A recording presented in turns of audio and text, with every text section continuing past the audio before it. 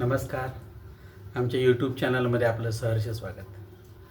आज आपण प्रामुख्याने बघणार आहोत वृषभ रास आणि गुरु बदलल्यामुळे होणारे परिणाम. जसे चांगले होतात तसे वाईटही होतात, पण फार घाबरण्याचं कारण नाही.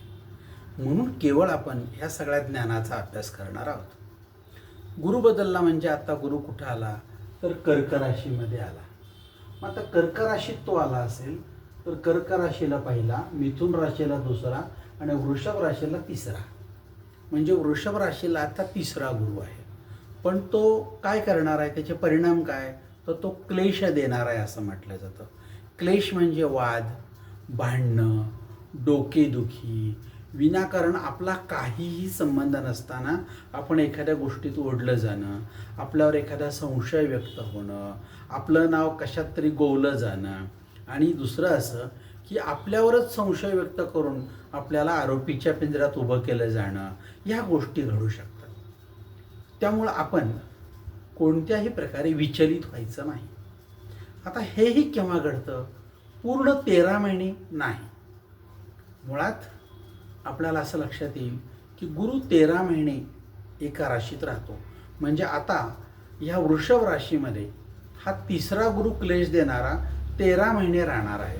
म्हणजे कुठपासून, ह्या 1 जून 2026 पासून साधारण 1 जुलै 2027 पर्यंत, एवढ्या कालावधीमध्ये तो या राशीमध्ये आहे असा राहणार आहे. मग आपल्यावर त्याचे परिणाम 13 महिने होणार का? नाही. गुरुचं एक वैशिष्ट्य आहे, गुरु 13 महिने ज्या राशीत राहतो त्या राशीमध्ये तो फक्त 13 पैकी मधले 2 महिने फळ देतो. म्हणजे 13 जर महिने 2 महिने फळ देणार असेल तर 13 वजा 2 11 महिने राहिले.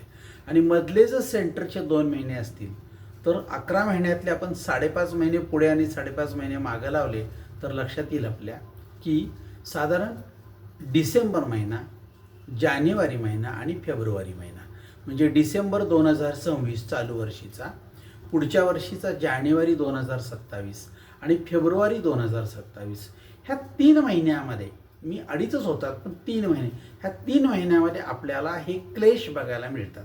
मग आपण 3 महिने जर शांतता ठेवली, डोकं शांत ठेवलं आणि या प्रकारच्या गोष्टी घडणार आहेत, आपण प्रतिक्रिया द्यायची नाही असं ठरवलं तर आपल्याला अजिबात त्रास होत नाही. कारण एकीकडे शनी तुम्हाला धनलाभ देणारा 11 आहे. मग तुम्हाला धनलाभ मिळत असताना आनंदी राहायचं का गुरुमुळे मिळणाऱ्या क्लेशमुळं आपण काय तर विस्कटून जायचं? तर विस्कटून जायचं नाही. आपल्याला माहिती आहे हे असं होण्याची शक्यता आहे, तेव्हा 2 पावलं मागं राहायचं. बघूया आता ह्या गुरुच्या बदलण्याचा परिणाम तुमच्या प्रत्येकाच्या पत्रिकेशी असतो. म्हणजे तुमची जी लग्नपत्रिका आहे, तुमच्या जन्माची काढलेली लग्नकुंडली, त्या लग्नकुंडलीत गुरु कुठं आहे, त्याच्यावरती तुम्हाला कोणत्या स्वरूपाचे परिणाम जाणवतात, ह्या गोष्टी निश्चित ठरतात. मग तुमच्या पत्रिकेमध्ये काय असेल हे तुम्ही पाहायचं आहे, कारण तुमची पत्रिका तुम्हाला माहिती. आता ह्याही सुद्धा पत्रिका मी तुम्हाला बोर्डर काढून दाखवल्या असत्या, पण असं नाही आहे. दर 1 वर्षानंतर सुमारे गुरु बदलतो असं आपण जर मांडलं तर गेल्या 5 वर्षामध्ये जेवढी माणसं जन्मली त्या प्रत्येकाच्या कुंडलीत गुरु वेगवेगळ्या स्थानात असणार आहे प्रत्येकाच्या. मग 50 वर्षाच्या व्यक्तीच्या पत्रिकेत तर काय असेल बघा, म्हणजे त्या वेळेला कुठं असेल त्याच्यावर ते अवलंबून आहे. आता समजा गृहीत धरा की कर्क राशीत गुरु आहे, तर ह्या वर्षी जन्मलेल्या व्यक्तीच्या कर्क राशीत गुरु असणार वर्षभर, परंतु ती कर्क रास प्रथम स्थानात आहे का, द्वितीय स्थानात आहे का, तृतीय स्थानात आहे, याच्यावरती अवलंबून असेल. त्यामुळे आपण इतक्या सगळ्या गोष्टी सांगू शकत नाही. मग आपल्याला काही मर्यादा पडतात. आता नुसत्याच राशीत तो असत नाही, त्याच्याबरोबर कोण आहे, त्याच्याबरोबर कोणते 2, 3 एखादा ग्रह आहे का, त्यानंतर तिथी कोणती आहे, आता तो कुठल्या नक्षत्राचा आहे याच्यावरती अवलंबून. आता कर्क राशीतला गुरु हा सुद्धा 3 नक्षत्रामध्ये असणार आहे. 3 नक्षत्रामध्ये म्हणजे काय, तर कर्क राशीतला गुरु हा एकतर पुष्य नक्षत्रामध्ये असेल किंवा आश्लेषा नक्षत्रामध्ये असेल किंवा या शेवटच्या पुनर्वसू नक्षत्राच्या 4थ्या चरणात असेल. म्हणजे हा पूर्ण कर्क राशीतून तो जाताना ह्या 3ही नक्षत्रातून फिरणार आहे. त्यामुळं पहिल्यांदा कुठं नंतर कुठं ह्या गोष्टी प्रमाणात वेगवेगळ्या ठरत असतात. त्या नक्षत्राची समजा दृष्टी कशी आहे, अंध असेल किंवा मंद असेल चिबीट असेल तर त्या स्वरूपाचे परिणाम तुमच्यावर होणार आहेत. त्यामुळं फार घाबरायचं नाही. आपण बघूया आता की गुरु बदलला काय करू, असा जर प्रश्न त्या वृषभ राशीच्या व्यक्तीचा असेल तर त्याला मी काय सल्ला देईन. समजा तुमच्या आहे त्या पत्रिकेमध्ये ही लग्न कुंडली आहे आणि हिच्या प्रथम स्थानामध्ये गुरु आहे, म्हणजे तुमच्या स्वभाव स्थानामध्ये गुरु असेल तर तुम्हाला क्लेश कोणते होतील. बघा, प्रथम स्थानावरून आपण काय बघतो, व्यक्तीचा देह, त्याचं स्वरूप, त्याचा स्वभाव, त्याची वृत्ती कशी आहे, एकूण त्याचं व्यक्तिमत्व कसं आहे आणि त्याचं मस्तक, या सगळ्या गोष्टींचा आपण अभ्यास करतो. मग ह्यात जर क्लेश होणार असं सांगत असतील तर काय होईल, तो जर यात गुरु असेल तर स्वभावामध्ये चिडचिडेपणा येईल, घरातील लोकांशी वादविवादामध्ये आपले संबंध विकोपाला जातील, आपण ते टाळावेत. तुमचा स्वार्थ वाढेल, तो स्वार्थ कमी करायला हवा. जाणीवपूर्वक माणसं दिसत नाहीत, भांडणाचा जोर वाढतो, कुणाशी भांडतोय हे सुद्धा कळत नाही, मग अर्वाच्यपणे आपल्या भांडणाच्या भाषा बदलतात. हे स्वभावामध्ये होणारे दोष आहेत सगळे. मग हे आपण जर कमी केले तर तुम्हाला डिसेंबर, जानेवारी, फेब्रुवारी या कालावधीमध्ये याच्यावर जर कंट्रोल ठेवता आला तर तुम्हाला ह्या बदललेल्या गुरुच्या क्लेशाचा काही परिणाम जाणवणार नाही. मग आपण विचार करतो की माझ्या हातात काय, हो सगळं तुमच्या हातात आहे. तुम्ही स्वतः या सगळ्यावर कंट्रोल करून आपण आपलं जगणं चांगलं करू शकता. आणि जर असं वाटलं की मला कंट्रोल होईना तर गुरुची उपासना करावी, गुरुचरित्र वाचावं, गुरुचं दर्शन घ्यावं, गुरुचं जप करावा, गुरुची एखादी माळ ओढावी किंवा गुरुचं जे पुष्कराज नावाचं रत्न आहे ते धारण करावं. अनेक उपाय आपल्याकडे शिल्लक आहेत. एखादा उपवास करावा, दिवसातून 3 वेळा गुरुचं दर्शन घ्यावं, हे आपण सगळं करू शकतो. आता जर गुरु हा द्वितीय स्थानात, धनस्थानात असेल, तुमच्या पत्रिकेत धनस्थानात असेल, म्हणजे या घरामध्ये असेल, म्हणजे इथं आकडा किती आहे, 2 आहे का 3 आहे महत्त्वाचा नाही बरं का. ह्या स्थानामध्ये असताना इथं गुरु आहे, म्हणजे इथं 2, 3, 4, 5, 6, 1 ते 12 यापैकी कुठलाही अंक असू शकतो.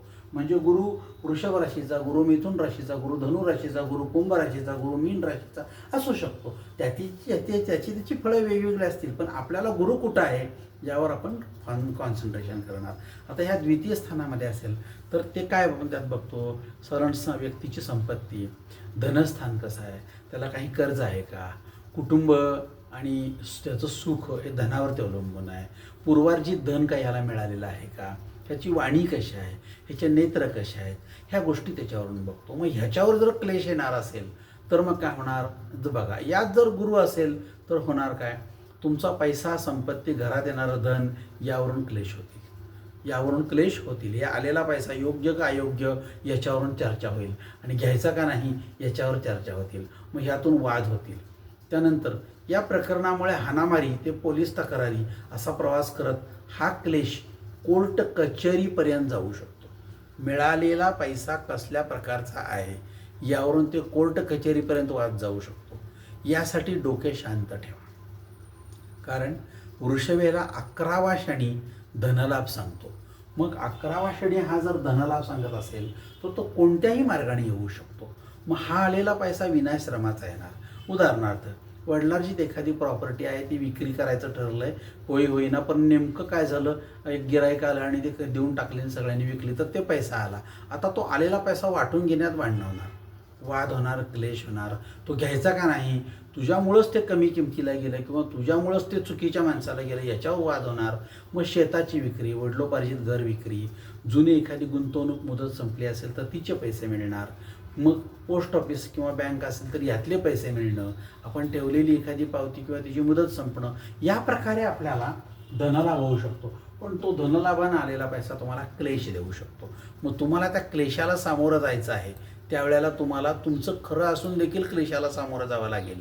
काहीही कारण नसताना, तुम्ही मध्ये नसताना तुमच्यामुळंच ते कमी किमतीला गेलं, नाहीतर इकडं लाखानं फायदा झाला असता असं तुमच्याच घरातले म्हणतील, तेव्हा शांत राहा, हात जोडा.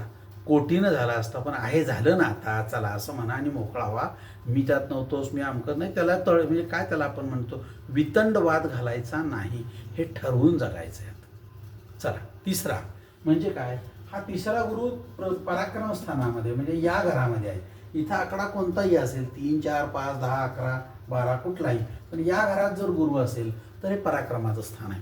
मग यामध्ये होतं काय, आपण बघतो पराक्रम, बंधू म्हणजे भाऊ, मित्र, त्यांचं कर्तृत्व, ह्याचा सगळा परिणाम आपल्या कान, कंठ, खांदा यांच्यावर आहे.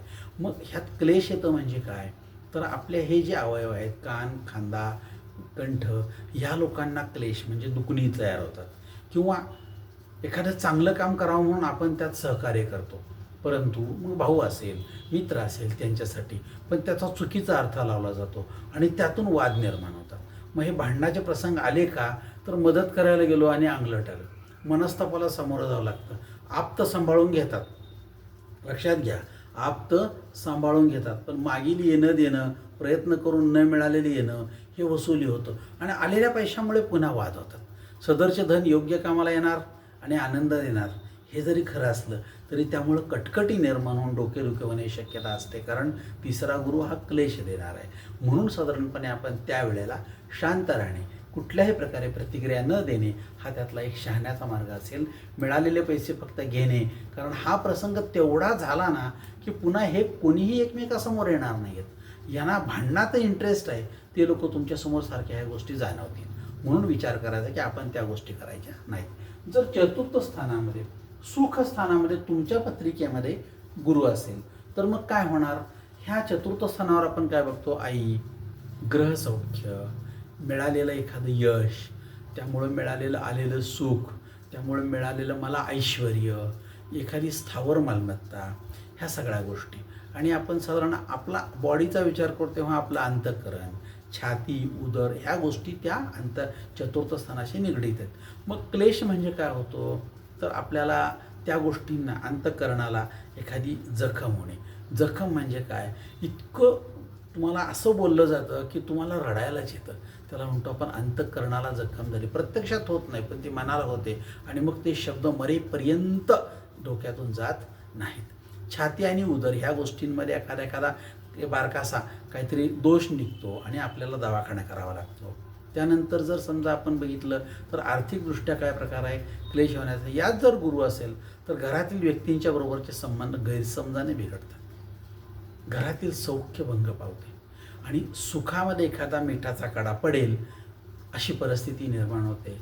स्थावर मालमत्तेचे वाद जे आहेत ते डोक्यावर काढतात, काहीही कारण नसेल आणि मग भाऊबंदकीमुळं डोकेदुखी वाढते. प्रत्यक्षामध्ये भाऊबंदकीमुळे जरी डोकेदुखी वाढली पण ह्यात फायदा कशाचा आहे, या भांडणात स्थावर मालमत्तेचे आत्तापर्यंत न झालेले व्यवहार होऊ शकतात आणि त्यातून धनलाभ होऊ शकतो आणि त्यातून धनलाभ जरी झाला तरी आपण त्यामध्ये बदनाम होऊ शकतो. म्हणजे काय, बदनामी आपली कशामध्ये असते, ह्यानं परस्पर केला आहे, थोडे जास्त खाल्ले असतील, दाखवले कमी असतील, आपल्यावर आरोप होतात आणि हे सगळे आरोप आपण हसतमुखाने सहन करायचे का, त्यांच्याकडे काही पुरावे नसतात आणि आपल्याला बदनाम करून भांडणाला उचकटलं जातं तरी उचकटायचं नाही का, यातून सुद्धा तुम्हाला धनलाभ होणार आहे. त्या धनलाभाकडे बघा, कारण काय तर 11वा शनी ह्या राशीला धनलाभ करून देतो, त्यामुळे ह्या बाकीच्या कटकडीकडे पाहायचं नाही. त्यामुळं आपण विचार करू शकतो की आपल्याला काय पाहिजे.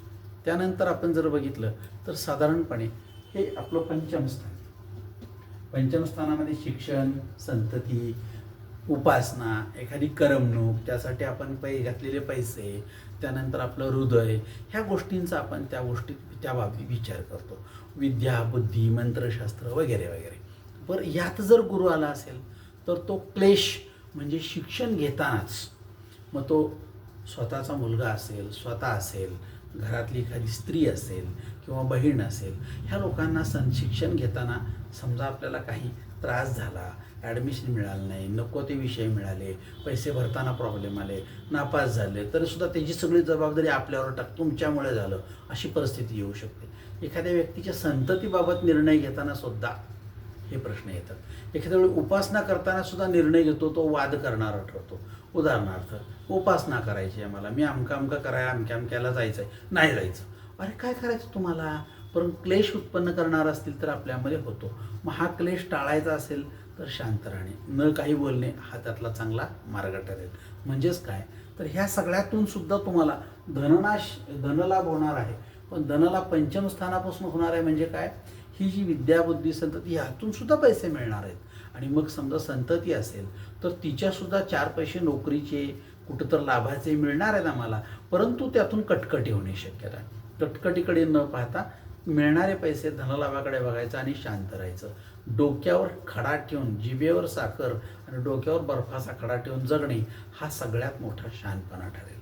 त्यामुळं आपण वृषभ राशीच्या व्यक्तींनी ह्या गोष्टी जर टाळल्या, हे पण 3 महिनेच, जास्त नाही.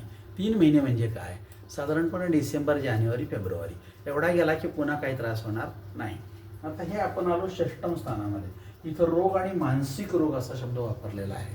म्हणजे काय, तर आपण षष्टम स्थानात काय बघतो, व्यक्तीची नोकरी, त्याला मानसिक होणारे क्लेश, त्यानंतर त्याला मानसिक रोग काही जडलेत काय, व्यसनाचा सुद्धा प्रकार मानसिक रोगामध्येच येतो बरं का.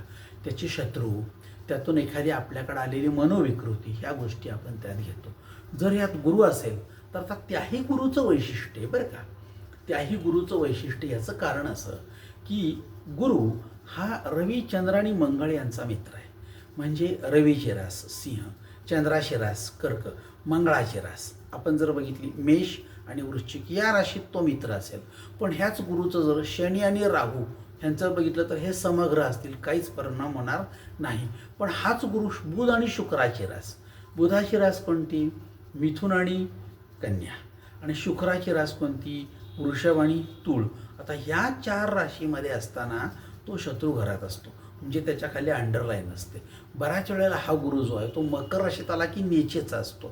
मग समजा गृहीत धरा की इथं कुठेतरी मकर रास 10 कडा आणि तुमचा गुरु असेल तर तो नीचेचा, म्हणजे उलटीच पळत होतो आपल्याला. मग अशा वेळी या गोष्टी जास्त त्रासदायक ठरतात. म्हणून एखाद्या राशीमध्ये शत्रू राशीत असेल तर तो तिसरंच काम करतो, म्हणजे धनलाभ आहे पण तो तुमच्यापर्यंत पोहोचूच देत नाही, असं पण होऊ शकतं. त्यामुळे आपण बघणार आहोत की ह्याला मनोविकृती असं म्हणतात. तुम्ही ह्या कठीण प्रसंगाला सामोरं कसं जाता याच्यावर ह्या गोष्टी ठरणार आहे.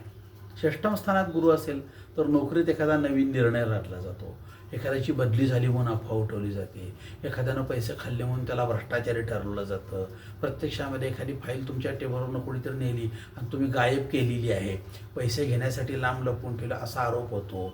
बऱ्याच वेळेला एखाद्या ऑफिसमधल्या स्त्रीनं किंवा पुरुषानं तुमच्या विरोधात तक्रार केलेली असते, त्या तक्रारीची विनाकारण चौकशी चालू होते. त्या चौकशीला जर सामोरं जायचं असेल तर तुम्हाला काही दिवस सक्तीच्या रजेवर पाठवलं जातं.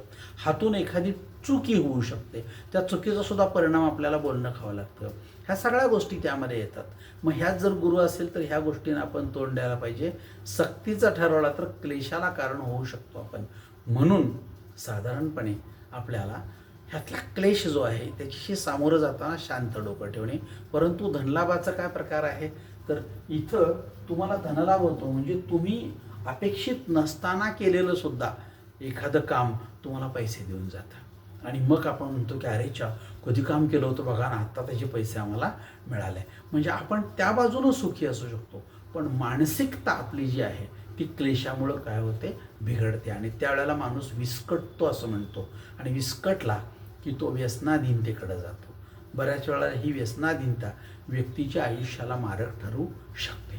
आणि म्हणून आपण विचार करायचा की आपल्याला ह्या मार्गाने जायचं नसेल तर आपण चुकीच्या मार्गाचा विचार करत असू तर थांबा, शांत राहा, पुन्हा एकदा गुरुचरित्र वाचा, गुरुचा जप करा आणि एखादी गुरुच्या रत्नाच्या अंगठी धारण करा. आणि साधारणपणे चांगला गुरु कोण असेल तर त्याच्याशी सल्लामसलत करा. हा प्रकार तुमच्या आयुष्यात तुम्हाला आनंददायी ठरू शकतो. आता मी जाणार आहे सप्तम स्थानाकडे. विवाह आणि सौख्य हा सगळ्यात मोठा भाग आहे. हा सगळ्यात मोठा भाग आहे. म्हणजे विवाह हा जो प्रकार आहे ह्यामध्ये आपण म्हणतो की मला कोण गुरु नाही, मीच गुरु आहे. पण बघा, आपल्याला काहीच येत नसतं त्यावेळेला आपण प्रत्येक गोष्ट घरातल्या कुठल्या ना कुठल्या व्यक्तीला विचारतो. मग ती मुलगी असेल, मुलगा असेल, आई असेल, बायको असेल, वडील असतील, आजी असेल, पणजी असेल, बहीण असेल, आत्या असेल, हे सगळे आपले त्यातले गुरु असतात. आपल्याला चहासुद्धा करता येत नसतो. मग किती पंचायत आहे, हा क्लेशाने शक्यता आहे. मग सप्तम स्थानामध्ये वैवाहिक सौख्य आपल्या जिभेमुळे म्हणजे बोलण्यामुळे जातं. यात गुरु असेल तर आपण काय करतो, विवाहामध्ये संशय वृत्ती ठेवतो, व्यक्तीमध्ये आपण दोष निर्माण करतो आणि नाही म्हणायला शिकतो. नाही म्हटल्यानंतर माणसं तुटतात. एखादी भागीदारीत उद्योग असेल तर आपण त्या भागीदारावर संशय व्यक्त करतो.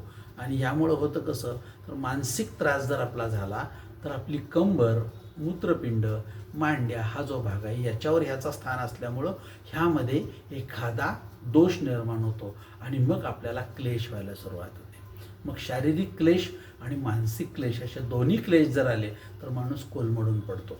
मग जरी धन लाभ करणारा शनी 11वा तुमच्या पाठीशी असला तर आलेला पैसा दवाखान्यात असं जर होत असेल तर या हाताने घ्यायचे आणि या हाताने द्यायचे. एवढं पुण्य करण्यापेक्षा, एवढं पाप करण्यापेक्षा ह्या गोष्टींना सामोरं जाताना शांत डोक्याने गेलेलं अधिक चांगलं ना. त्यामुळे सगळ्यात महत्त्वाचा भाग आहे सप्तम स्थानावर आपली जेव्हा दृष्टी असते तेव्हा तिथला गुरु कसा आहे हे बघा. म्हणजे काय तर तो गुरु साधा आहे का मकरेचा आहे का नीचेचा आहे का शत्रुघरात आहे का अस्तंगत आहे, याही गोष्टी आपल्याला त्यामध्ये दिसतात. त्यानंतर आपण बघणार आहोत की अष्टम स्थान म्हणजे शारीरिक रोगांचं स्थान. हा शारीरिक रोगांचं स्थान जे आहे ते काय होतं तर व्यक्तीला भावी संकट काढतात. एखादा अपघात, एखादा मृत्यू आपल्याला दिसतो डोळ्यानं. स्वप्नात एखादी गोष्ट येते की आपण गाडीवरनं पडलो आहे आणि आपल्याला काय झालेलं आहे, दुखापत झालेली आहे. तर मग गाडी चालवताना सावधानता बाळगायला पाहिजे. आपलं एखादी गोष्ट गाडी चालवताना मला पकडलं आणि मला माहिती आहे की माझा विमा नाही आहे, अरे छा काय करायचं, मला क्लेशाला समोर वाद करून शेवटी मला दंड भरावा लागला. तुला माहिती आहे ना बाबा हे सगळं, मग तू असं का करायला लागला. अष्टम स्थानामध्ये आयुष्यमान जे आहे ते कमी होण्यासाठी आपल्याला त्रास होतो. म्हणजे काय तर आपलं आयुष्यमान आपल्या हातानं आपण कमी करतो. त्यामुळे भावी येणारी संकटं जी असतील ती आपल्याला माहीत असतात. मग त्या संकटांना सामोरं जाण्यापूर्वी त्या संकटांची व्यवस्थित जोडणी करणं गरजेचं आहे. कोणत्याही संकटाची म्हणजे जोडणी जर झाली तर आपल्याला संकट त्रास देत नाहीत. बघा एखाद्या गोष्टीचे आपण पैसे द्यायचे थकवले, गाडीचा हप्ता आहे तो 3-4 महिने थकवला आणि नेमका त्या जानेवारी-फेब्रुवारीमध्ये बँकेचे लोक येऊन गाडी घेऊन गेली तर आपण म्हणणार बघा गुरुमुळं मला क्लेश झाला. पण आपल्याला माहिती होतं हे भावी संकट येणार आहे माहिती होतं, आपण अनभिज्ञ राहिलो. मग तुमचं ते संकट मानेवर बसणार नाही तर काय करेल, बसणारच ते. म्हणजे आपल्याला माहिती असणाऱ्या एखाद्या संकटाला आपण सामोरं जाण्यासाठी आपली नुसती मानसिक नव्हे तर आर्थिक वृद्धीसुद्धा गरजेची असली पाहिजे. त्यामुळे त्या गोष्टींचा विचार करा, त्या गोष्टीचं खापर गुरुवर फोडता कामा नये. त्यानंतर आपण बघणार की आपलं भाग्यस्थान काय आहे. भाग्यस्थानाचं वैशिष्ट्य असं की भाग्योदय हा स्थान आहे ते तुम्हाला न सांगता काही गोष्टी करून देतं. न सांगता म्हणजे काय तर आपला देवदर्शनासाठी फिरण्याचा काळ, तीर्थयात्रा, धर्मस्थळांना भेटी देण्याचा काळ आणि त्यानंतर आपण एखादा जप, एखाद्या चांगल्या गुरुच्या सहवासात जाऊन एखाद्या चांगल्या उपासना केंद्रात जातो, एखादं चांगलं पुस्तक वाचायला मिळतं, एखाद्या व्यक्तीच्या होम हवनाला आपल्याला हजर राहायला मिळतं किंवा आपल्याला स्थान यजमान म्हणून बसायला मिळतं तिथं. एखाद्या लग्न समारंभामध्ये आपल्याला बोलवून एखादा हवन आहे त्याला बसवायला लावतात आणि आपल्याकडून ह्या चांगल्या गोष्टी आपोआप करून घेतात. मग ही सगळी लक्षणं आपली भाग्योदयाकडे जाणारी असतात. म्हणजेच आपल्याला गुरुकृपा होणारी असते. पण हाच जर गुरु अनिष्ट असेल, आत्ताच मी तुम्हाला सांगितलं की हा जर गुरु अनिष्ट म्हणजे बुधाची रास किंवा शुक्राची रास म्हणजे त्या घरामध्ये बुध किंवा शुक्र असेल किंवा वृषभ रास म्हणजे आता आपण बघत आहोत नवम स्थान, इथं 2 आकडा आहे म्हणजे वृषभ रास आहे किंवा 7 आकडा आहे तुळ रास आहे किंवा साधारणपणे बुधाची म्हणजे 3 आकडा आहे मिथुन रास आहे किंवा 6 आकडा कन्या रास असेल तर ती शत्रू घरातला आहे किंवा 10 आकडा मकर रास असेल तर तो गुरु जो आहे तो नीचेचा, तो फळं देणार म्हणजे उलटीच देणार. आपण किती जरी चांगलं केलं तर आपल्याला त्रास होण्याची शक्यता नाकारता येत नाही. त्यामुळं असं असेल तर ह्या गोष्टी साभार नाकारायला शिका. नको मला फुकट गाडी जाणारा येणार का, नाही मी तुमच्या गाडीत येणार नाही कारण तुमच्या गाडीचं काय झालं तर माझा विनाकारण बळी जाण्याची शक्यता नाकारता येत नाही. बोलायचं नाही पण मनात सांगायचं. म्हणजेच काय तर आपण ह्या गोष्टी टाळू शकतो. त्यानंतर आपल्याला त्या दशमस्थान कर्मस्थानामध्ये नोकरी व्यवसायामध्ये आपण येतो. आता इथं जर समजा तो गुरु मकर राशीतला आहे किंवा आपण बघितलं की बुधाची किंवा शुक्राची रास किंवा बुध किंवा शुक्र त्याच्याबरोबर असेल तर आपल्याला व्यवसायामध्ये क्लेश तयार होतात. आपल्याच व्यवसायामध्ये काही आपलेच शत्रू असतात, ते आपल्या विरोधात काही काड्या करतात किंवा आपण जो व्यवसाय किंवा नोकरी करतो त्यामध्ये आपल्या विरोधामध्ये काही तक्रारी जातात आणि आपल्या चौकशीला सामोरं जावं लागलं किंवा आपण जे काम करतो त्या कामामध्ये काहीतरी अडखटी आणायची आणि हा माणूस ते व्यवस्थित करत नाही म्हणून त्याच्याबद्दल म्हणजे लोकांच्याकडे तक्रारी गेलेल्या असतात. मग ते चौकशी होऊन आपल्याला त्रास होतो किंवा आपलं एखादं काम चुकलेलं असेल आणि आपल्याला माहीत नसेल तर त्याचं भांडवल करून आपल्याला त्रास दिला जातो. ह्या गोष्टी होऊ नयेत म्हणून आपण दक्षता घ्यायची आहे.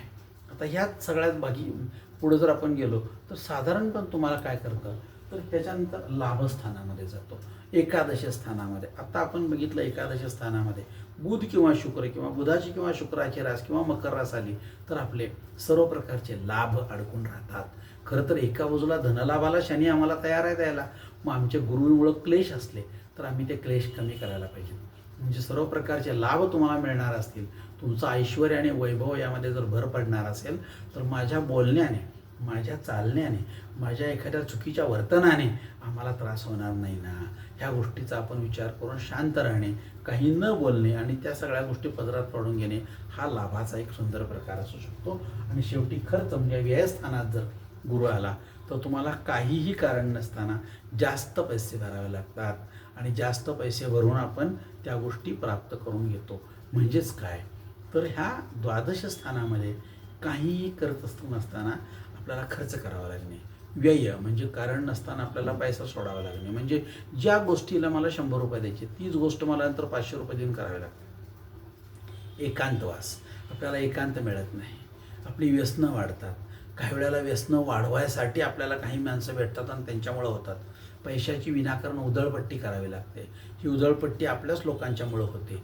त्यानंतर आपलं एखादी पारलौकिक गती आपल्याला आलेली असेल तर ती आपल्या हातून जाते. म्हणजे द्वादश स्थान जे आहे हे ह्यात जर गुरु अनिष्ट असेल तर तुम्हाला ह्या सगळ्या गोष्टींचा लाभ होण्याऐवजी तोटा होणार आणि धनलाभ होणार असेल तर इथं जर व्ययस्थानात एखादा अनिष्ट असा गुरु असेल आणि अनिष्ट राशीमधला असेल तर एकीकडं धनलाभ मिळवून देणारा शनी आणि बरोबर इथं तो घालवणारा, व्यय करणारा, क्लेश करणारा गुरु असेल तर आलेला पैसा परस्पर जातो आणि आपल्या हातात काही राहत नाही. मग आपणाला जर हे सगळं करायचं नसेल किंवा टाळायचं असेल तर आपणाला गुरुची उपासना करणं गरजेचं आहे, शनीची देखील उपासना करणं गरजेचं आहे. त्यामुळं ह्या 12-11 महिन्याच्या कालावधीमध्ये शनीची उपासना करा, गुरुची उपासना करणं, जेवढं शक्य आहे तेवढं गुरुची उपासना करत राहा.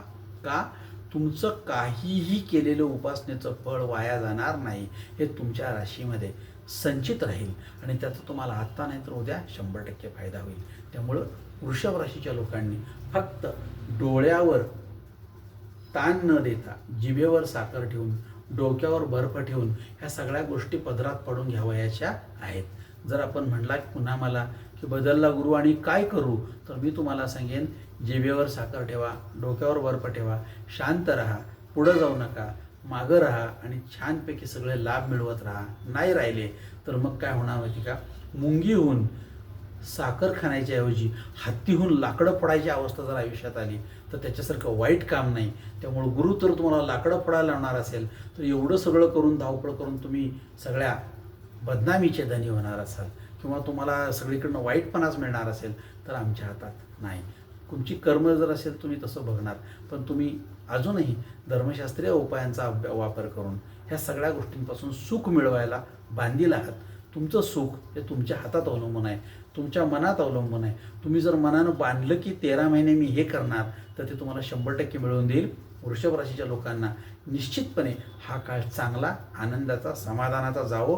त्यांच्याबरोबरच्या लोकांना यांच्यापासून क्लेश न होवो, धनलाभ हो आणि त्या पैशाचा लाभ त्यांना मिळो अशी प्रार्थना करतो. आणि 1 वर्ष तुमच्या या सगळ्याला गुरु आणि शनी तुमच्या भाग्योदयाला कारणीभूत ठरो अशी प्रार्थना करतो आणि